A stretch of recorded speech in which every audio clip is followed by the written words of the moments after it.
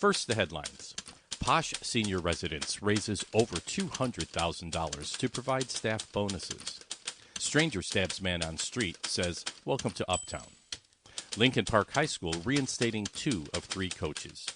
No way to sugarcoat it. Fate of local music venues is dire. City brings contact tracing jobs to North Side. Edgewater man found dead in refrigerator. Get off the bus and get on a bike.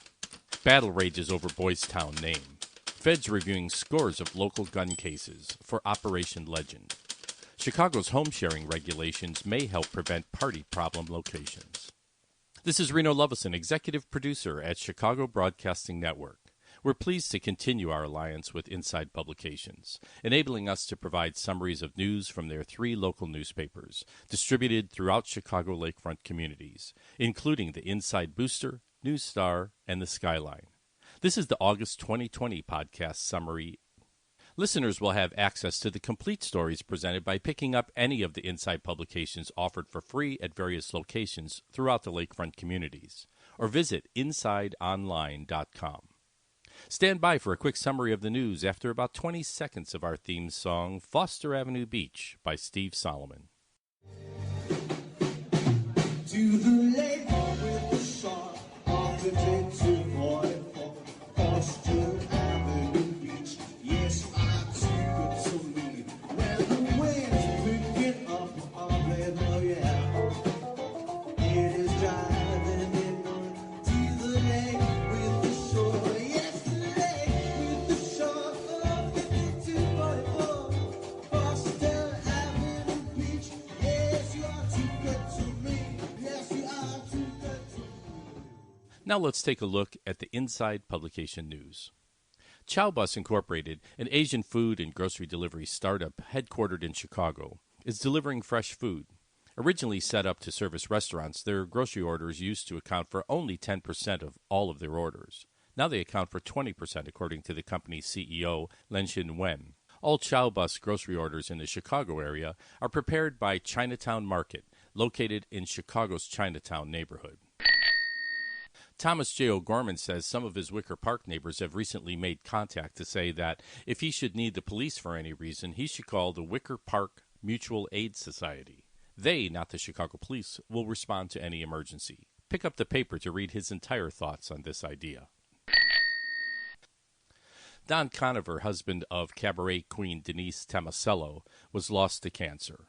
Don was the man who gave us the fragrance of Lemon Pledge and countless other fragrances to sweeten life. After Hours with Rick Cogan begins a new era. Sunday evenings, 7 to 9 p.m. on WGN Radio, 720 a.m. Tune in to Chicago's most erudite citizen. The Board of Education decided to keep in place a controversial $33 million contract with the Chicago Police Department to keep its resource officers in the schools. Inside columnist Felicia Decter encountered 3 teachers from Gowdy Technology Academy at Foster and Winthrop who were unanimous about one thing.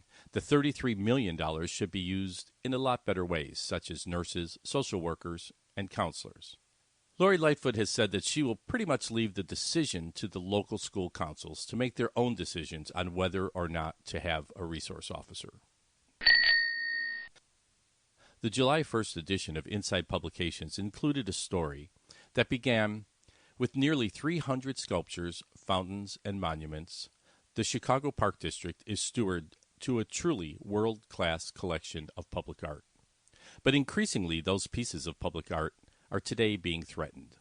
The story created a flurry of responses and criticisms, which have been printed as letters to the editor over subsequent issues throughout the month.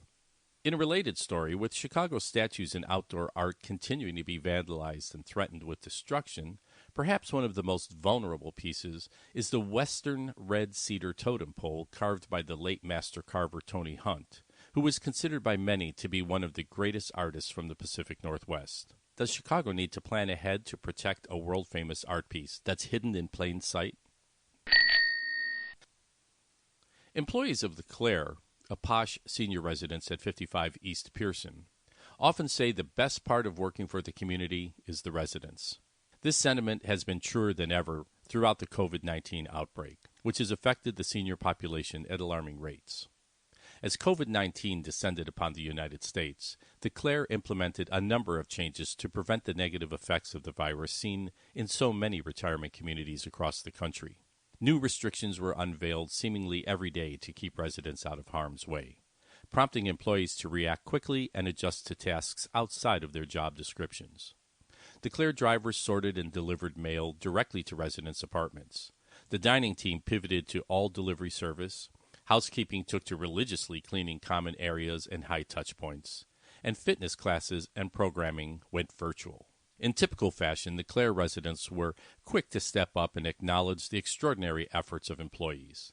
The Clare Charitable Foundation, a resident-run organization with the mission of supporting, recognizing, and rewarding Clare employees, launched a one-time fundraising drive, and the Clare agreed to match every dollar the foundation raised to financially reward employees. Over the course of 2 weeks, the Clare Charitable Foundation collected $108,000 from residents. With the Clare matching double this amount, employees were set to receive a substantial bonus based on hours worked from March 1st to May 31st. Numerous surveys show that many Americans live paycheck to paycheck, have little saved for retirement, and lack fundamental financial knowledge. Part of the problem, experts say, is that financial literacy has not been emphasized in American education. Only 21 states require high school students to take a personal finance class. If parents want their children to learn the value of money and how to avoid financial problems as adults, the education has to start at home. The mayor introduced an ordinance to City Council to strengthen the regulatory oversight of the shared housing industry. Among other things, the new regulations aim to remove the ability for shared housing hosts to list units and accept reservations while their registration application is pending, prohibit the use of shared housing units for single-night reservations, enhance Department of Business Affairs and Consumer Protection's enforcement authority around shared housing units being used for parties. There was no Pride Parade in Chicago this year, thanks to COVID-19, but that doesn't mean there wasn't a party in Boystown. Social distancing be damned. Police took a hands-off approach with the hours-long pop-up festival, doing little more than block streets so people didn't get run over.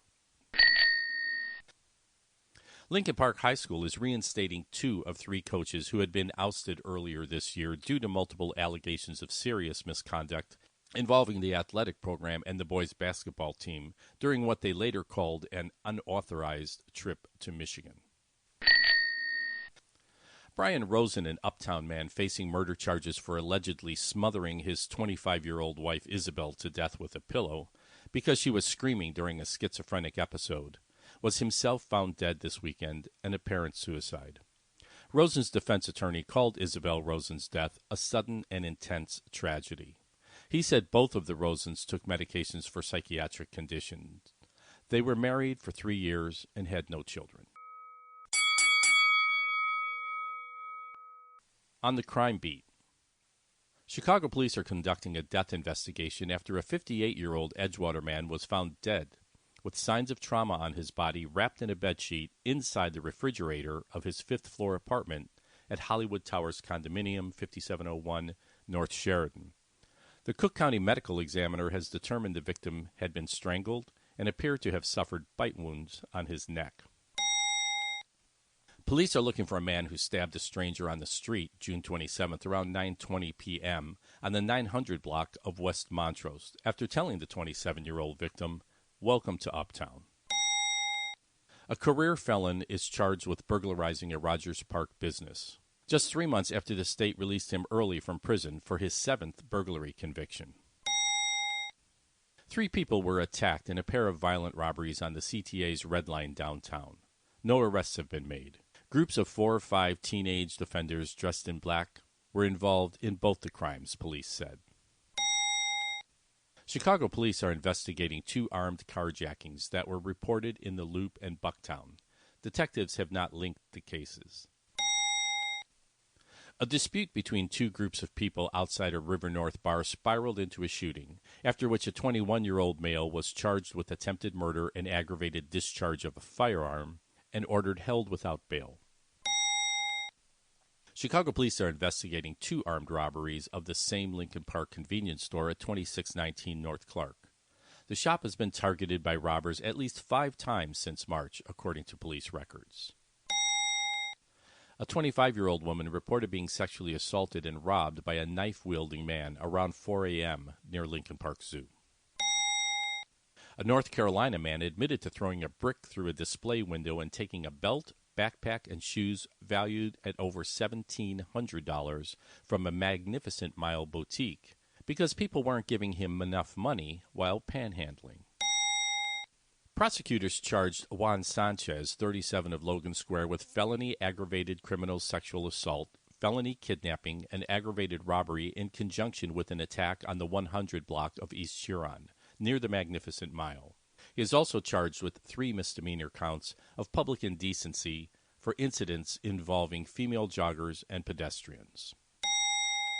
Chicago police reported that a man who was found unresponsive lying in the same spot for more than a day in Grant Park had been stabbed to death. The victim, who frequented the Loop and River North neighborhoods, was known locally and struggled with homelessness. Area 3 detectives are conducting a homicide investigation. A man is accused of raping a Tinder date while on bail for allegedly raping another Tinder date.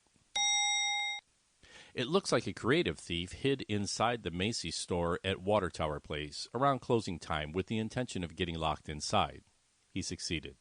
Then, after the employees were gone, he helped himself to money from the retailer's cash drawers. Federal agents and prosecutors will begin reviewing criminal histories of scores of people who have been recently charged with gun crimes in Chicago. The case review is part of the Fed's recently announced Operation Legend program that is bringing more than 100 federal agents to Chicago to combat violent crime. Federal authorities expect to find dozens of pending local cases that they can take over with minimal effort. The Chicago Department of Transportation is offering a chance for the non-bike riding public to sign up for Learn to Ride, a free bicycle riding class for adults taught by biking and safety experts who are trained through a cycling instructor program created by the League of American Bicyclists. In response to the need for PPE during the COVID-19 crisis, Tanya Polsky and other moms of students at Latin School at North Avenue and Clark started an effort to produce and donate masks to Chicago organizations. After a number of complaints from local residents about crowd and noise control, the city has revoked the business license for Concrete Cowboy at 646 North Franklin Street. Since the beginning of the COVID-19 pandemic, millions of Americans have lost their jobs. The virus is finally creating new jobs with the help of federal funding given to both the city of Chicago and the state of Illinois.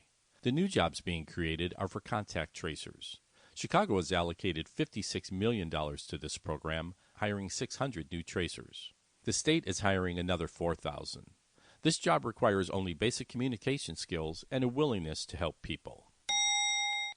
Live entertainment, which has helped create our American culture, is now one of the hardest hit industries during the pandemic. Indeed, the deep, late-night dive into a sweaty music club is truly a multi-generational rite of passage that always becomes cherished memories. We can only hope that, once this is over, our cultural offerings will still remain. Known since the 1980s as Boystown, will the North Side longtime center of Chicago's gay community soon become rechristened Queerville, LGBTQ Town, or maybe even Newtown as the neighborhood was once known? The clout-heavy North Halsted Business Alliance formed a committee to look into possible name changes. Devlin Camp, a local gay activist who identifies himself as being non-binary, said times have changed and that the neighborhood needs to be more welcoming to others ranging from lesbians, non-binary, transgender, and intersex people. A group of teenage kayakers did go missing off of a Rogers Park beach. The youths were later rescued by the U.S. Coast Guard 4 miles offshore. Police say that the teens launched 2 inflatable kayaks into Lake Michigan from Loyola Beach between 5 and 8 p.m. They were blown as far as 7 miles out to sea in a storm and were found as they tried to row their way back to shore. It's a reminder of how quickly things can go bad on our big lake. Swimmers should also beware. It happens in a blink of an eye. Drowning doesn't look like drowning. There are only 12 seconds once the drowning process begins in fresh water before you submerge. Swim with a buddy and wear a life preserver when boating. During his 80-year lifetime, Northsider Ashad Baburian, also known as Mr. Ash, was a country western singer, magician, boxer, engineer, and more. Mr. Ash, who may be best known for his Ash Magic Shop in Lincoln Square, died from heart failure July 3rd at Swedish Covenant Hospital. City Hall will kick in $91,000 to help pay for the expansion of the Montrose Metric Community Gardens on the 4400 block of North Ravenswood in Lincoln Square. This is Reno Lovison, executive producer at ChicagoBroadcastingNetwork.com, reminding you to please like, share, and subscribe to our podcast to be informed when new Chicago-related content is added. Keep in mind that RenoWeb.net provides video production services and during the stay-at-home period has helped a number of clients by editing video they've produced themselves and creating other social media visual content. To learn more, visit RenoWeb.net. The Lakeshore Music Studio has been providing online piano lessons for all ages during the stay-at-home period and will continue to do so during the summer months and likely into the fall. For more information, visit LakeshoreMusicStudio.com. Please get the facts about COVID-19 from a reliable source. And to be safe, simply wear a mask, keep a reasonable distance away from others, stay home as much as possible, and wash your hands frequently. Thank you to Inside Publications for allowing us to provide this summary of Chicago neighborhood news extracted from the July 2020 issues of the Inside Booster, News Star, and Skyline newspapers. Get the complete facts about each of the stories presented and more by picking up a free copy of Inside Booster, News Star, or the Skyline. Go to InsideOnline.com to find a distributor near you or subscribe to the newspaper's online edition. Hey, thanks to Steve Solomon for the use of Foster Avenue Beach as our theme song. That's okay.